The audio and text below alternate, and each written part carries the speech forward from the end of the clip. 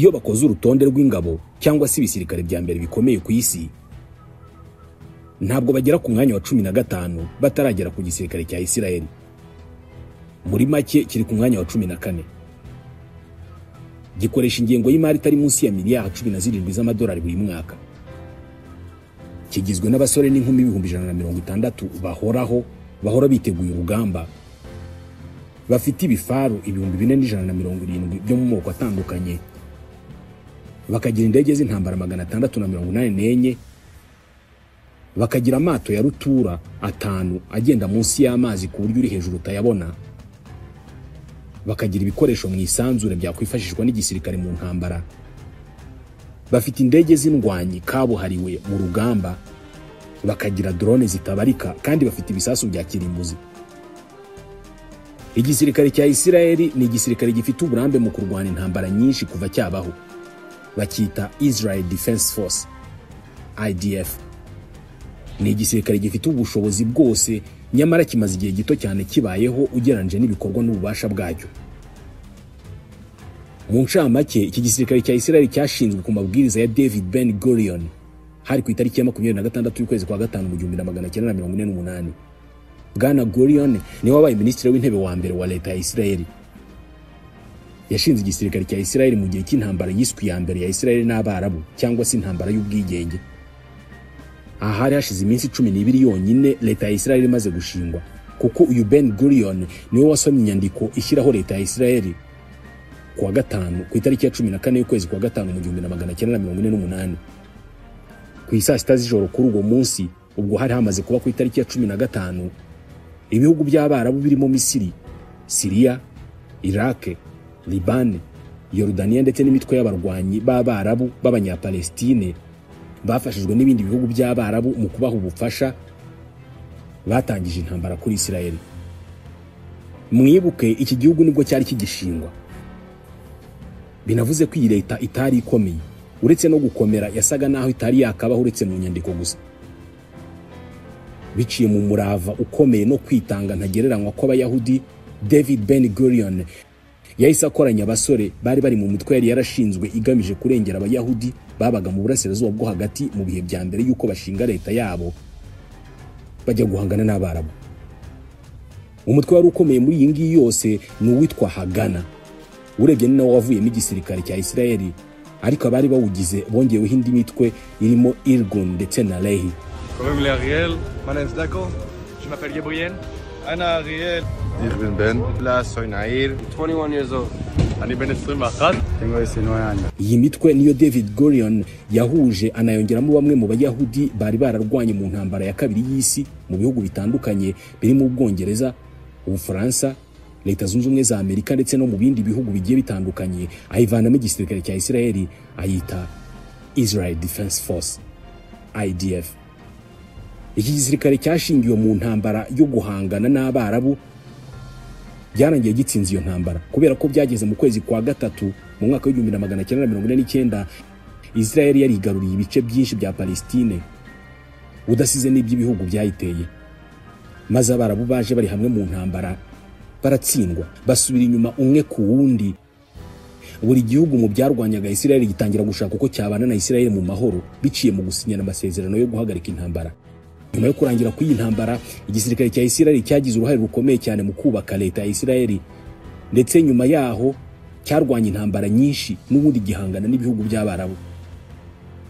Harimo intambara yiswe iya Canal de Suez cyangwa se Operation Kadesh yahanganishije Misiri na Isirayeli, nayo Isirayeli yarayitsinze ntawe bitunguye. Iki gisirikare kandi cyarwanya intambara yiswe iminsi 6. Igihe igisirikare cya Isirayeli n'ubundi cyahanganaga n'ibihugu bya Misiri mu majyepfo, Yordania mu burengerazuba ndetse na Syria mu majyaruguru, mu mwaka wa 1967 ubwo Isirayeli yatahukanaga intsinzi ikanigarura umujyi wa Yerusalemu wose uko wakabaye. Mu kwezi kwa 10 mu 1973 igisirikare cya Isirayeli cyongeye kwinjira mu ntambara n'ibihugu by'Abarabu bya Syria na Misiri mu ntambara yiswe Yom Kippur. Uretse izi ntambara tuvuze, iki gisirikare cya Isirayeli cyanarwanya intambara muri Liban mu 1982 no mu 2006 mu bikorwa byo guhangana na PLO na Hezbollah. Kuri izi ntambara hiyongeraho iz'igisirikare cya Israel cyahanganyemo n'imitwe y'abanyapalestine zirimo izitwa Intifada ya mbere yo kuva mu 1987 kugera mu 1993 ndetse na Intifada ya kabiri yo kuva mu 2000 kugera mu 2005. Hari n'izindi ntambara barwanye bahanganye n'imitwe ya Hamas, Hezbollah, PLO ndetse n'indi myinshi. Uyu munsi hashize imyaka irenga 75 iki gisirikare kibayeho, ariko yabaye imyaka isa no gukora amanywa nijoro. Nujya ku rubuga rwa internet rw'igisirikare cya Israel urabonaho inyandiko ikivugaho igira iti indangagaciro n'umusingi twubakiyeho ni ukurinda leta ya Israel, abaturage bayo n'abahatuye bose. Ni ukurinda ukubaho kwa leta ya Israel, ubwigenge bwayo n'umutekano w'abanya-Israel n'abatuye Israel bose. Ikomeza igira iti kujya mu gisirikare cya Israel ni ugukunda igihugu n'umuhamagaro wo gukorera igihugu cya Israel, igihugu kigenga kigendera kuri demokarasi ari nacyo iwabo w'abayahudi bose. Iti gisirikare cya Israel n'abasirikare bacyo bategetswe kubahiriza uburenganzira bwa muntu. Bati ikiremwa muntu aho kiva kikagera kigomba kubahwa hatitawe ku ibara ry'uruhu, iyobokamana, igitsina, ubwene gihugu cyangwa se icyaba kimuranga cyose. Igisirikare cya Israel kirihariye muri byinshi, kuko muri Israel ni itegeko ko buri muturage wese w'umuyahudi w'umugabo ugejeje ku myaka 18 y'amavuko agomba kubanza gukora imyitozo n'inshingano bya gisirikare. Kugeza mu 2015 abayahudi bajyaga mu gisirikare babikoraga imyaka 3, ariko kuva mu 2015 itegeko ryaravuguruwe, ubu ngubu bakora imyaka 2 n'amezi 8. Byavuye ku mezi 36 biba amezi 32. Igisirikare cya Israel kigabanyijemo ibice bitatu, birimo igisirikare kirwanira ku butaka, ikirwanira mu kirere ndetse n'icyo mu mazi. Kiyoborwa mu buryo bwihariye kubera ko igisirikare kiyoborwa n'umugaba mukuru w'ingabo wa Israel ufashwa n'abagaba b'ingabo b'ibyiciro tuvuzeho mu kanya, birimo umugaba w'igisirikare cyo ku butaka, uw'igisirikare cyo mu mazi n'uw'igisirikare cyo mu kirere. Umugaba mukuru w'igisirikare cya Israel nawe raporo ayitanga kuri minisitiri w'ingabo ufite igisirikare mu nshingano, nawe akabigeza kwa minisitiri w'intebe ubare nawe mugaba w'ikirenga w'ingabo za Israel, kubera ko ni nawe uyobora guverinoma ya Israel. Igisirikare cya Israel kigizwe n'abantu b'ingeri zitandukanye, barimo abayahudi nabo bari mu ngeri zitandukanye, barimo banyamuke babirabura bavanywe muri Ethiopia bitwa abafarasha. Ni igisirikare gifite umwihariko cyane kubera ko cyakira na bamwe mu bantu banenwa mu bindi bihugu, barimo abaryamana nabo bafite ibitsina bimwe, abafite ubumuga bwo kumva no kuvuga ndetse n'abandi. Nubwo abaturage bose ba Israel b'abagabo bakora imyitozo ya gisirikare ku itegeko, ariko bose ntabwo inshingano za gisirikare bazikora mu buryo bumwe. Imirimo ya gisirikare muri Israel ikorwa mu bwoko butatu. Ubwa mbere ni ubwitwa regular service. Ubu ni bwo buryo twavuzeho mu kanya, bwaho buri mugabo wese ugejeje ku myaka 18 y'amavuko ajya mu gisirikare akamara amezi 32 akora inshingano za gisirikare. Muri ibyo bihe aba ari umusirikare w'igihugu, ku buryo aho yakenerwa gutanga umusanzu hose ategetswe kuhajya akabikora. Uburyo bwa kabiri ni ubwitwa permanent service. Noneho ubu ni ubureba abamaze kurangiza icyiciro cya mbere bagahitamo gukomeza igisirikare nk'umwuga wabo wa buri munsi, bahemberwa nta kindi bakora. Uburyo bwa gatatu ni ubwitwa reserve service. Ubu ni ubujyanye no kuba uri inkera gutabara mu gisirikare cya Israel. Ubu buryo bukoreshwa kuri ba bandi baba bararangije amezi 12 y'igisirikare agenwa n'itegeko, ntibashake gukomeza igisirikare nk'umwuga wabo wa buri munsi. Aba rero baba basigaye suko bose baba inkera gutabara, kubera ko nabo muri bo hari abahitamo kuba inkera gutabara cyangwa se kuva mu buzima bwa gisirikare burundu bakigendera. Abahisemo kuba inkera gutabara nibo bahabwa izindi nshingano bakora, ubwo baba bahindutse abasirikare ariko b'inkera gutabara. Hari ibihe igisirikare cya Israel kijya gihamagara abasirikare b'inkera gutabara bagahabwa inshingano, nko mu gihe cy'intambara ntawe ubahamagara, bo bahita baba abasirikare kimwe n'abandi bakajya ku rugamba. Ahangaha bitewe n'intambara hashobora gusohoka itegeko rihamagarira uwo ari we wese kujya ku rugamba, aho buri wese akenewe, buri wese agahita ashyiramo imyambaro ya gisirikare agatabara. Muri Isirayeli ntabwo bigorana kubera ko buri mugabo wese aba ari umusirikare, twabivuzeho. Ndetse uretse no mu gihe cy'intambara, mu gihe cy'amahoro naho inkeragutabara muri Isirayeli zihamagarirwa inshingano za gisirikare mu kwezi kumwe buri myaka 3. Nyuma y'izi nshingano zisanzwe mu gisirikare cya Isirayeli, hari n'izindi nshingano zidasanzwe zikorwa mu buryo bwihariye. Uretse abasirikare basanzwe, inkeragutabara ndetse n'icyiciro cy'inshingano gikorwa na buri muyahudi wese, hari izindi nshingano zitwa special service routes, zirimo icyiciro cy'abitwa shohel. Akenshi aba bagizwe n'abahanga mu bijyanye n'ubumenyi n'ikoranabuhanga nka engineering ndetse na computer. Igisirikare cya Isirayeli cyihariye muri byinshi birimo kuba ku isi kiri mu bisirikare bifite abagore benshi, ndetse abangaba ntago bagoma mu myanya yo mu biro cyangwa se no mu kandi kazi gasanzwe, ahubwo bajya ku rugamba. Nk'ubwo kuva mu 1962 kugera mu 2011, abagore b'abayahudikazi b'abasirikare bagera kuri 535 biciwe mu ntambara zitandukanye igisirikare cya Isirayeli cyarwanye. Abagore muri iki gisirikare bazamurwa mu mapeti bakagera ku yakomeye mu gisirikare. Uzwi wabashije kugera kure hejuru cyane ni Orna Barbivai. Mu 2011 yabashije kugera ku ipeti rya General Major. Ni ipeti yagumanye kugera mu 2014, asezera mu gisirikare yerekeza muri politike, abo mu depute mu nteko ishinga amategeko ya Isirayeli Knesset. Igisirikare yarakimazemo imyaka 33. Igisirikare cya Isirayeli mu buryo bwihariye gifite impuzankano zacyo zihariye ziriho ibimenyetso n'amabara bitandukanye bigenda bigaragaza buri cyiciro buri musirikare arimo, ku buryo nk'uko bimeze ahandi hose ku isi. Iyo uhuye n'umusirikare ushobora kumenya inshingano ze, niba arwanira ku butaka, mu mazi cyangwa mu kirere. Mu buryo rusange igisirikare cya Isirayeli kigira impuzankano bitewe n'igihe kirimo. Hari imyambaro ya gisirikare bambara mu bihe bisanzwe, ni ukuvuga mu bihe by'amahoro bari mu kazi kabo ka buri munsi, service dress. Hakaba imyambaro abasirikare ba Isirayeli bambara mu gihe cy'intambara cyangwa se cy'imyitozo, cyangwa se bari mu birindiro byashyizweho, field dress.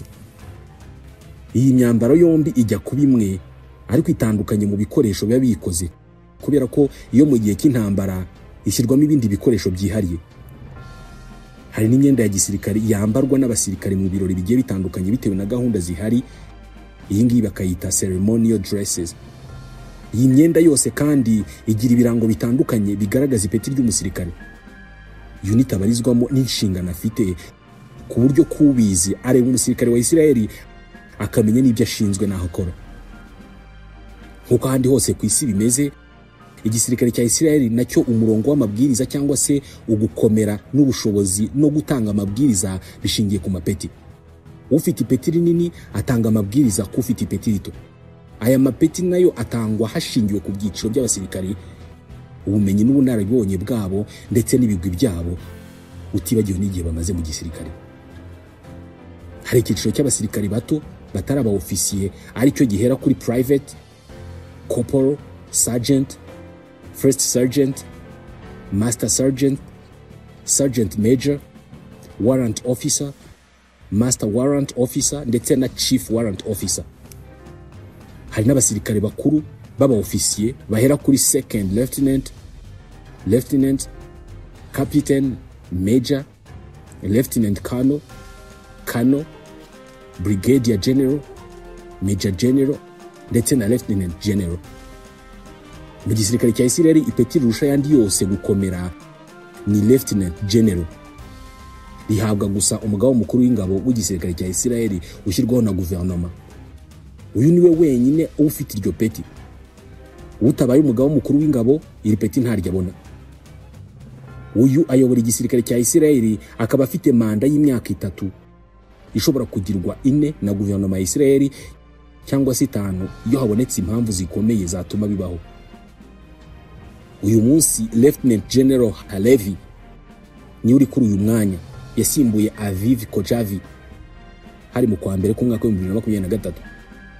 Na ipeti rikomeye mu gisirikare buri wese ageraho bakamukomera amashyi ni General Major. Iri ni igitangaza, yewe n'abarigezeho ntabwo ari benshi kuva igisirikare cyabaho.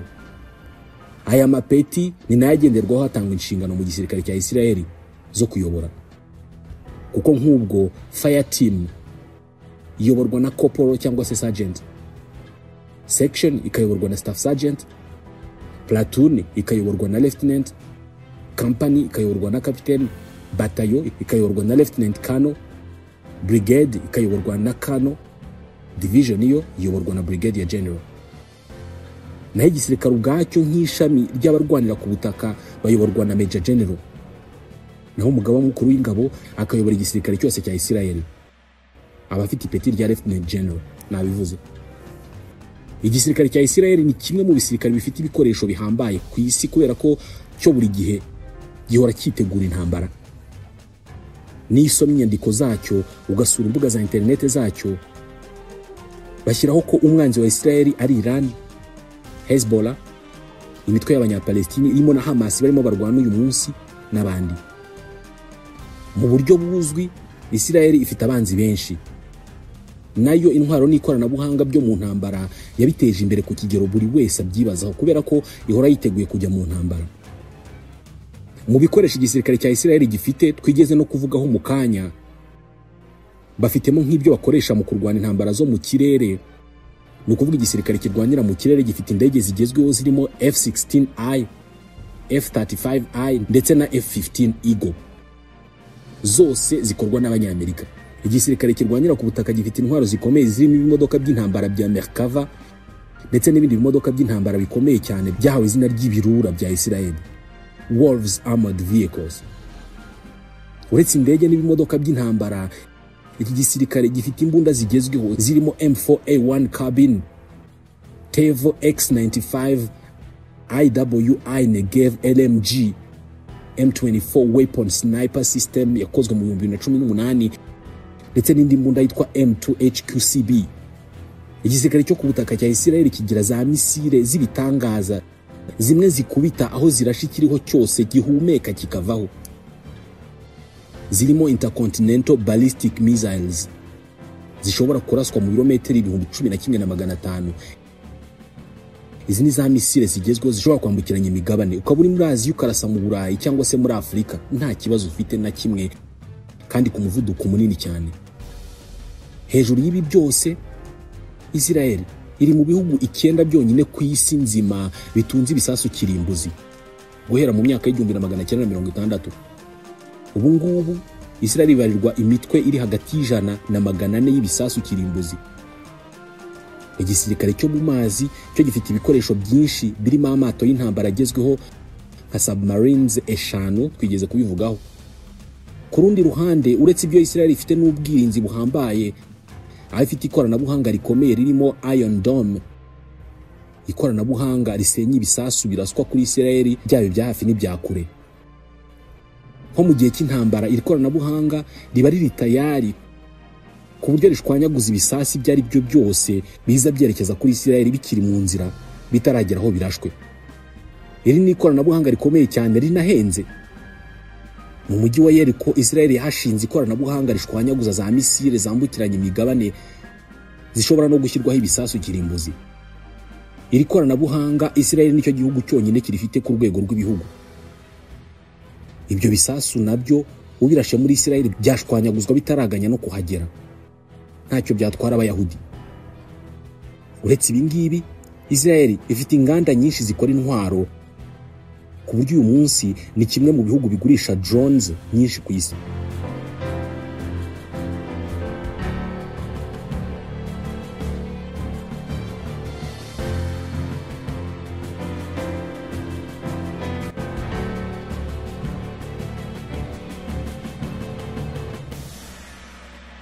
Inganda n'ikoranabuhanga rihambaye rituma uyu munsi Isirayeli iba kimwe mu bihugu bifite ubushobozi bwo kohereza za satelite mu kirere, ikanagira ubuhangange mu bijyanye n'itumanaho rya gisirikare. Igisirikare cya Isirayeli gifite ubushobozi bwo kurwana intambara iyo ari yo yose ku isi uko yaba ingana kose, guhera ku ibisasu kirimbuzi kugeza ku y'amabuye. Kubera ko mu gisirikare cyabo bagira imitwe kabuhariwe, special forces, ikora ibikorwa bidasanzwe, uzwi cyane w'amateka n'ibigwi bihambaye ni uwitwa Sayeret Matkal wakoze operation nyinshi cyane zirimo operation Entebbe yabohoje abayahudi barenga 100 bari barashimuswe n'abarwanyi b'abanyapalestine. Iyi ni nayo yakoze operation y'amateka izwi cyane nka operation Spring of Youth, ubwo abakomando b'Abasayeret Matkal bagabaga ibitero mu mujyi wa Beirut muri Libani bashaka guhitana ubuzima bw'abanyapalestine bagize uruhare mu yicwa ry'abakinnyi b'abayahudi bari mu mikino Olympique y'i Munich mu Budage mu 1922. Iyo operation yo muri Libani yakozwe mu bikorwa byo guhorera abo bakinnyi byateguwe na leta ya Israel bigahabwa izina rya operation The Wrath of God cyangwa se umujinya w'Imana. Igisirikare cya Israel gikora inshingano zacyo ku bufasha bw'amakuru menshi cyane gihabwa n'urwego rw'ubutasi rwamamaye cyane ku isi rwa Israel, Mossad. Aya niyo makuru make twabashije kubegeranyiriza ku gisirikare cya Israel, IDF. Ni amakuru yegeranijwe na Bizimana Christian. Mwakoze cyane.